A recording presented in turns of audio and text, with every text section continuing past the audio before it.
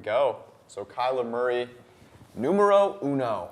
As predicted on the PFF forecast the day after. Can we have that YouTube video of me and George saying he should go Would one? like to just remember. From January.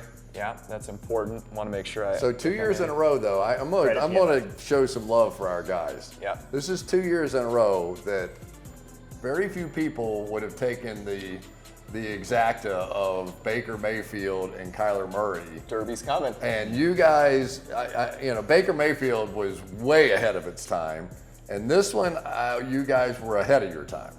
So it's congratulations to you all. So let's talk Kyler Murray here. We know the athleticism, we know the height, but let's talk about the actual things that he did on the field, why he's the number one pick in our book and in the Cardinals. So he's not your traditional running quarterback. I think even more so than Lamar Jackson a season ago, he looked to pass pretty much the whole time. He was not eyes down, looking to scramble. He keeps his eyes up, maneuvers tight pockets, even though he didn't face a ton of tight pockets at Oklahoma. Right. When it did get tight, you saw him stepping up and through and then delivering strikes down the field routinely. So he's not going to be even Michael Vick in terms of one read, oh crap, it's not there, I'm breaking out. Right. And then he also has rare ability to get out of that pocket. When there is, he's gone to a second read, nothing really is there. The pocket really is collapsing to where it's not going to happen.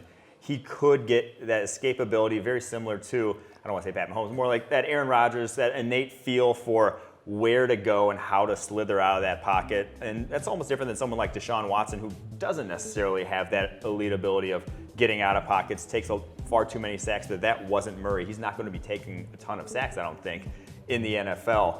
So I do think from that regard, you're getting a special scrambler when he does scramble, but he's not going to be looking to scramble. You'd have to design runs for him to get a lot of rushing yards out of it. Well, plus you're going to you have to remember, this is the worst offensive line in football. Mm-hmm. And so I think he's sort of a split between Lamar Jackson and Russell Wilson, right?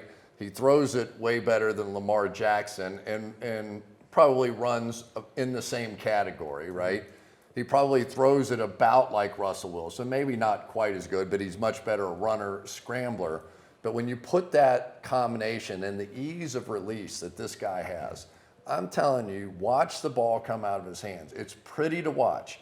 He's accurate with it, and he has the ability to break down defenses. You go back and you watch the Alabama game, and by the end of the game, those guys had given up trying to catch him. I mean, there is a frustration level. And so there were games that I played in that we ran toss sweep and things to the outside just to force defensive linemen to run early in the game so they were exhausted in the second half, right? Well, you get that with this kid right away. You get that at the end of the first quarter.